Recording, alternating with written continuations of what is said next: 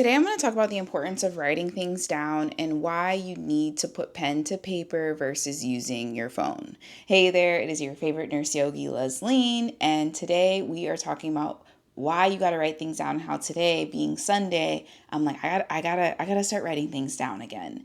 In case you are new here, I am a registered nurse with 12 years of healthcare experience, trying not to use my hands. I purposely had to glue my hand to my thigh, and I'm also a certified yoga instructor with 5 years of teaching experience. You are on this video because you're probably trying to build consistency in some area of your life, if that is your physical health, your mental health, your finances, your spiritual health, your relational health.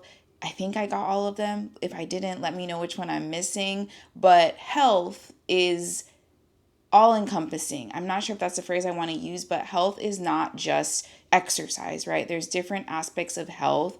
And the reason that you may be struggling with achieving any area of health that I just listed is because you are not putting pen to paper. You are saying things out loud to others, front facing, like, yeah, I care about my health. Shout out to Sloan for what I'm about to say.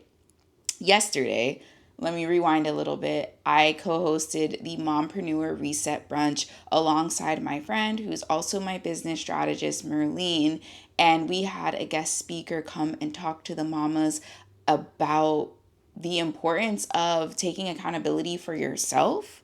That's what Sloan was talking about. Like, that was one of the aspects. I need to re-listen to what she said because she said a lot of great things. But the importance of taking accountability for yourself, because when you take accountability for yourself, your kids then will actually listen to you.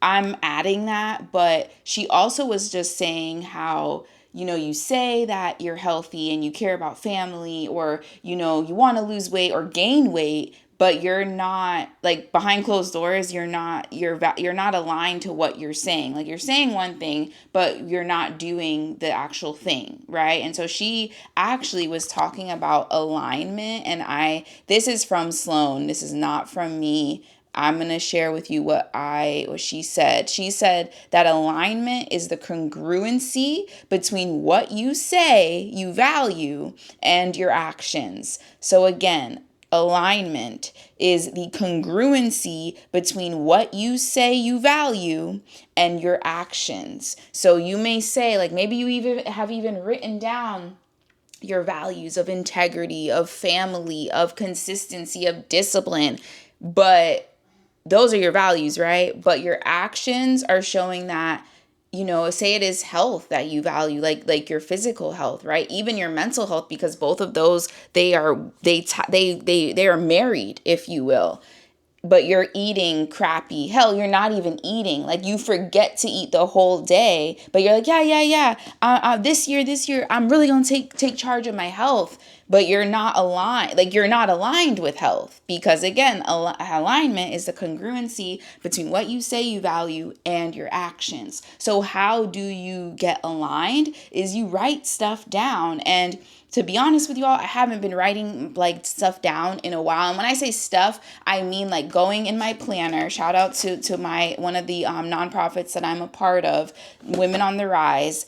And we get these, when you become a member, you get a planner. And I was using it, and then I slacked off. And over on this corner of the internet, y'all, I like to be transparent with you, because I feel when you see people online, you see the end, right? And you don't see a lot of, like, their lulls or their lows, whatever you want to call it, and you think that their life is always perfect, and nobody's life is perfect. If somebody tells you that, you need to run away. That's a red flag. So after attending, like, that event that I co-hosted, I was also getting, like, fire under my ass, if you will, because one of the things, so what Merlene is very good at is, like, having systems in place and writing things down. And we shared, like, 3 ways that you can, like, reset as a mompreneur. And one of the things, like, so it was morning routine, so I talked about that. Then Merlene talked about the importance of, like, having systems in place and having a one day in the week, she says today as Sunday,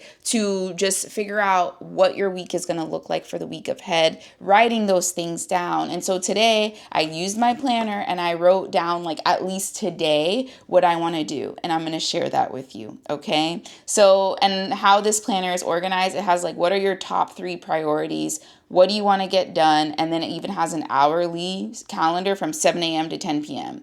So my top priorities today were to clean the shower, because it's been a really long time since I've cleaned our shower.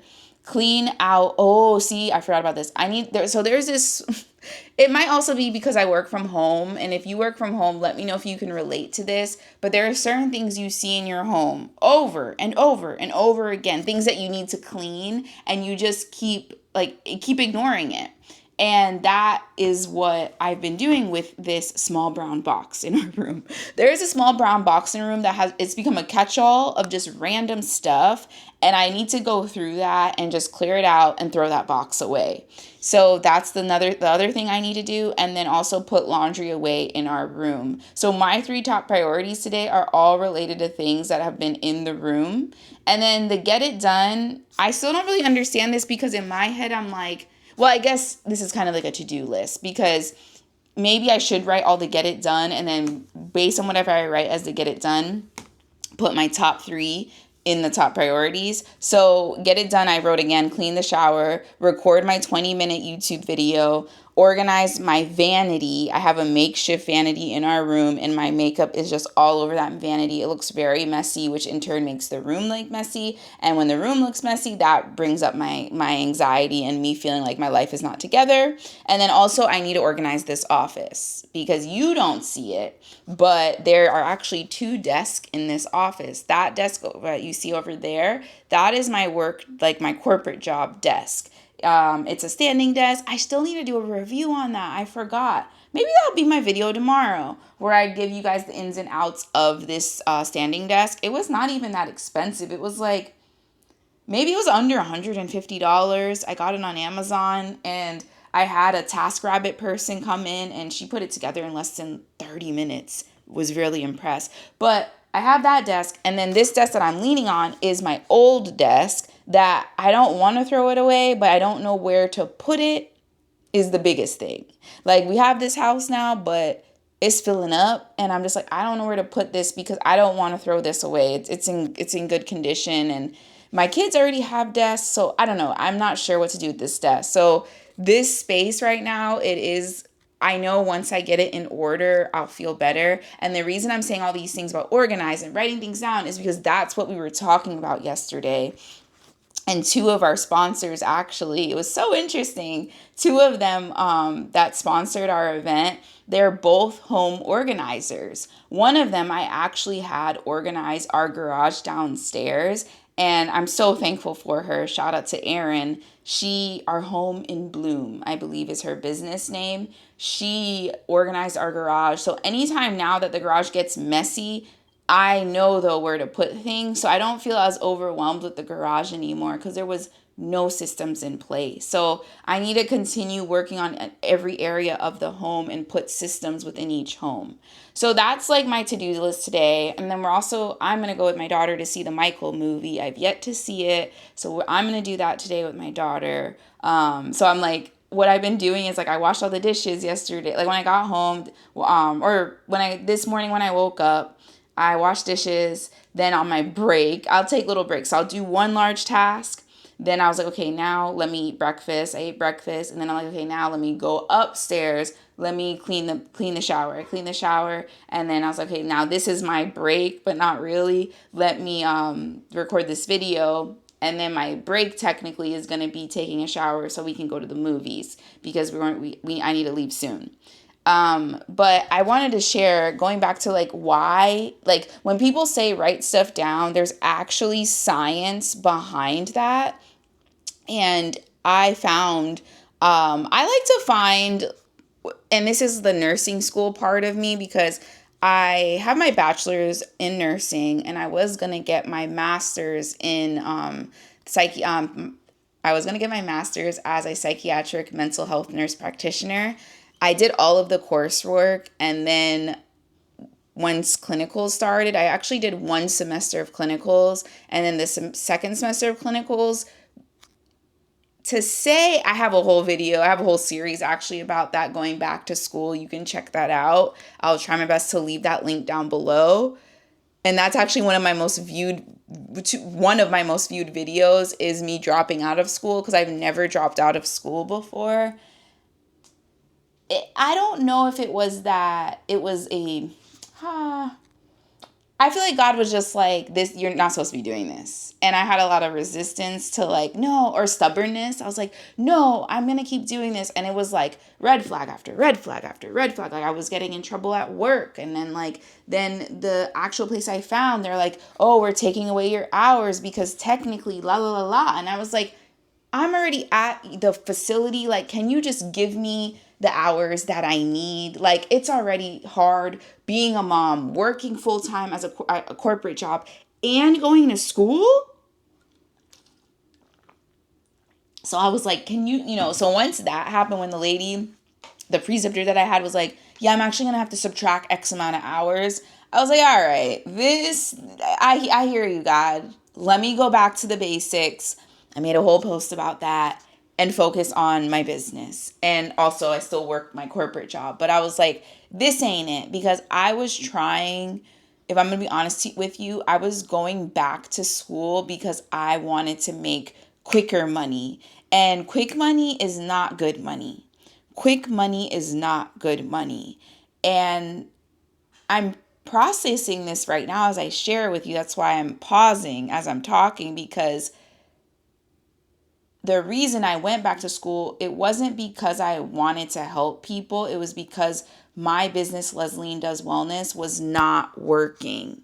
I say not working because that's not true. Because even though I wasn't making the six figures that people talk about and all of those things, not all of those things. I was not making the six figures. I'm saying all of those things because I'm trying to like make it seem better than it, or more problems than it is. And the main reason I was like, it's not work, my business is not working, is because I was not making six figures. And then I was like, ooh, but I'm a nurse and I can advance my degree. I don't have my master's yet. I'm the only Black woman that doesn't have her master's. It's a joke. But I was like, let's just pivot and do this and I'll get quick money. And that was the thing where I don't want to say that becoming the Psych NP field is oversaturated, because if you're truly any area of any industry, you will hear somebody say that it's oversaturated. So what I really believe though is if you're not aligned with that industry, you're not going to do well, because it's not like what I don't even want to say that either. Like, girl, where are we going with this? I'm reading this book right now for pleasure called Reel, Reel by Kennedy Ryan. I'm actually listening to an audiobook. Oh my gosh, it's so good. And it's about a director that falls in love with his actress, and the director, his mom, before she passed, was a photographer, and that was her gift. And there was a line in the book where she was like, don't ever use your gift as the thing to make ends meet. What I'm getting at is this. If you act from a space of desperation with your business, what's going to happen is you're going to start sleeping with the enemy, if you will. You're going to start lacking integrity. You're going to start making decisions that are going to affect your values, and your business is going to start to feel icky. And I don't want that for me. And I'm not saying Psych NP school it wasn't like that, but it was like, in my head, I was like, yeah, like I already have my business where it's helping new moms, and I can then have I was thinking more so like a therapy business model, if you will, because as a Psych NP, you're not a therapist. There's a difference. I have a whole video about the difference between therapy and life coaching. I should do a video, Psych NP versus therapist. Real quickly, a psychiatric mental health nurse practitioner, they prescribe medication. So if you have a mental health condition that needs medication, you can find a PMHNP, psychiatric mental health nurse practitioner, to prescribe. I won't say subscribe. I've been on this YouTube so long. To prescribe you medication. A therapist is like a licensed, I'm thinking of my friend Cindy, licensed mental health. I'm going to show you something real quick. Therapists, because I just want to clear this because I feel like people talk over this too quickly. Okay, so the different type of therapist, like if you're looking for a therapist for yourself, and let's talk about, so a therapist can be a social worker. So a licensed mental, I'm going to give it to you right now. Here we go. An LCSW is a licensed clinical social worker. Okay, that's a therapist, LCSW. There's also the LMHC. The LMHC is also a therapist, and this stands for a licensed mental health counselor. There's also the family one. I'm going to tell you that one too, because one of a good person I know, a licensed marriage and family therapist. So there's three. So if you're I didn't know I was gonna go this way, but I feel like I hear people talk over this, and there's a lot of confusion for people that are actually seeking help, like mental health. It can be very confusing. And honestly, I feel like it's on purpose, and it shouldn't be. Like, it really shouldn't be. When people, if you are suffering, like having thoughts, and then you're wanting to act on those thoughts, first and foremost, call 988 988. That is the mental health hotline. It is free. I have a very soft spot in my heart for mental health because I went through it myself postpartum, and it's very scary. It's very scary. So the three different, like, typically the three type of therapists that you will see, like, so you'll see, like, say it's John Doe, and then you'll see after John Doe's name LMFT. That stands for Licensed Marriage and Family Therapist. So the T tells you, oh, okay, that for real is a therapist, right? But then there's also an LMHC. This is a licensed mental health counselor. They got a master's, okay, to diagnose and treat mental health disorders such as depression, anxiety, and trauma through psychotherapy, okay? So even though it doesn't say therapist, it says counselor. And a little sidebar, I feel like the older generation, like they don't want to say the word therapist. It's like, it's okay. So they'll say counselor, and they feel like better with that. I just find that interesting is all. And then there is also, so those, yeah, LMHC, and then LMFT, and then LCSW is the licensed clinical social worker. So this is a social worker that I have a friend that has their bachelor's in social work. She can go to school to get her master's to become licensed as a licensed clinical social worker and provide therapy for clients. So there's three typically that you'll see. Wow, I don't even know how we got all the way over there, but let's bring it back because we're almost at 20 minutes, and I wanted to at least do a 20-minute video today. There is neuroscience behind writing. Oh, that's where I was getting at with school. So, like, when I was in school, and I've been in school for freaking ever, it's finally the first time in my life where I'm not doing some kind of schooling or certification. Proper research, one, is finding articles, like if you can go on PubMed. So I'm looking at PubMed right now, a PubMed article that's actually through the National Library of Medicine. Finding articles from those people, golden. But even more golden, because when I used to have to write papers and things like this, you want to find articles within the past 5 years. If you find something from 1987, I'm sorry, but if you find something from 1987 and you're like, according to research, bro, that you can't be saying that. I'm just giving you a little bit of schooling on research, like proper research. You need to find something that's relevant within the past 5 years, because you also have to think at time of recording, this is May. This is May. I'm still in April. May 3rd, 2026. So past 5 years, that's 2021. So much has happened with the pandemic in 2020, right? And I was just telling my husband this morning, I believe like 2020 and 2021, I consider that pandemic, 2020 and 2021, because 2020 is when we found out. And then we went through the whole year of like being in the house. And then 2021, we were like, I don't know, I'm still going to be in the house, right? So there's so much that has happened to us as people, as a collective in the past 5 years, that you need to find an article within the past 5 years, because we've been through a lot, right? But what still stays true is that there is neuroscience, but by putting pen to paper, something, and the something is science, because you are actually, and what is so interesting, so I found this part in this article where I was like, oh my gosh, this research paper that talked about proprioception. Okay, let me find this, because proprioception, I geek out at this, because as a yoga teacher, I teach that, right?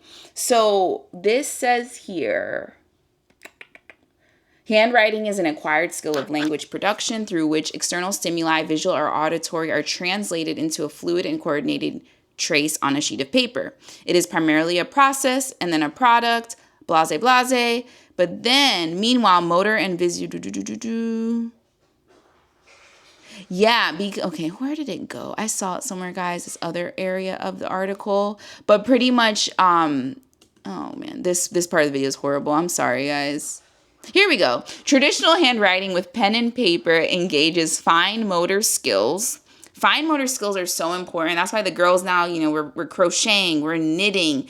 These things are so important for your brain, to build new synapses in your brain, to keep your brain healthy. It's not a matter of keeping your brain young, but keeping your brain healthy. And handwriting, pen to paper. I know a lot of us, people will be like, what if I want to type it on my phone, or what if I want to use my iPad, like with the stylus? It's not the same. It's not the same. The kids are losing like their writing, because the kids they're doing everything on the iPad. And I remember my son's kindergarten teacher, she was saying how she would make the kids hold that pencil and write, and they would be crying. But she was like, because they're so used to just like iPad baby, right? And she was like, I don't care. And I was like, I love that. Make the kids hold the pen. Make the kids hold the pencil. Like, this is a muscle. The same way that I talk about you have to lift weights. And if you're like, wait, where are we go? Like, my whole shtick is my 12-week preventative health program, where I show you how to strength train. I show you how to eat well over the course of 12 weeks. And the same way that you have to strength train, because if you don't use your muscle, you will lose it. It's going to be like, don't worry about me, and you're going to lose it, and that's going to look like you fall, you break a bone, right? Okay, that's a whole separate video. The same way with pen to paper, if you do not use the muscles in your hand to write, you're going to lose it. You're going to lose it. So traditional handwriting with pen and paper engages fine motor skills and proprioceptive feedback from the physical resistance of the writing surface. So what is that fancy sentence saying? All those fancy words? It's saying that you're engaging the fine motor skills that you need. So like, when I think of fine motor, I think of like knitting, those things where you have to really, it's fine. It's a fine motor skill. It's not a gross motor skill. It's fine. So it's a very minute thing that you're doing. And then you're also with handwriting, you're doing proprioceptive feedback. So proprioception, let me give you the adequate definition, then I'll let you go. Proprioception, I'm using my computer, is the body's ability to automatically sense its location, movement, and actions in space without using your eyes, without using vision, okay? Some people call proprioception the sixth sense. So typically we have 5 senses, right? Proprioception is the sixth. And the one way, well, apparently there's 2. Handwriting is one way, because you do need your eyesight like to write, yes, but also as you're writing, you're also like, oh, I gotta write this one sentence, and I want to write this one sentence on this one line, right? So then you have to like think, like, and yes, you're seeing the space, but you have to use proprioception of like how your pen is going to the paper, the location of your pen, like all of those things. Like, it's a lot to write a word. Think about if you're a mom teaching your kids how to write their ABCs. Like my daughter, she's learning how to write sentences. Like, it takes a lot. And seeing how at first when you learn to write, it's like big and it doesn't, look like nice and neat, and it takes time. Over time, as you write more and more, your words look better and better, right? And in yoga, how proprioception can be developed is by doing poses. Like all of the yoga poses, I will say the following. If you've taken a yoga class with me, I want you to breathe in your own space, in your own time, right? We're all in our own space. We're all in our own time. Yes, you watching this video, well, whenever you're watching this video, I don't know when you're going to watch it. Prayerfully, I am still here, right? But say I'm not here. Like you're in your own time now and I'm on to be with him, right? So it's like you have to think with proprioception. Let me actually, this is a better way because I've been a part of this. You're walking with a friend, right? I used to have a friend like this all the time, bless her. And I would be walking, right? And she would run into me. She's on on the left of me. I'm on the right of her. And she'd be like just walking into me. And I'm like, do you realize you're walking into me? And she's like, oh my gosh, I'm so sorry. Like she didn't realize. And it's because she had poor proprioception. And I know that's like, damn, Leslie, like, why are you saying that about your friend? But that's what it was.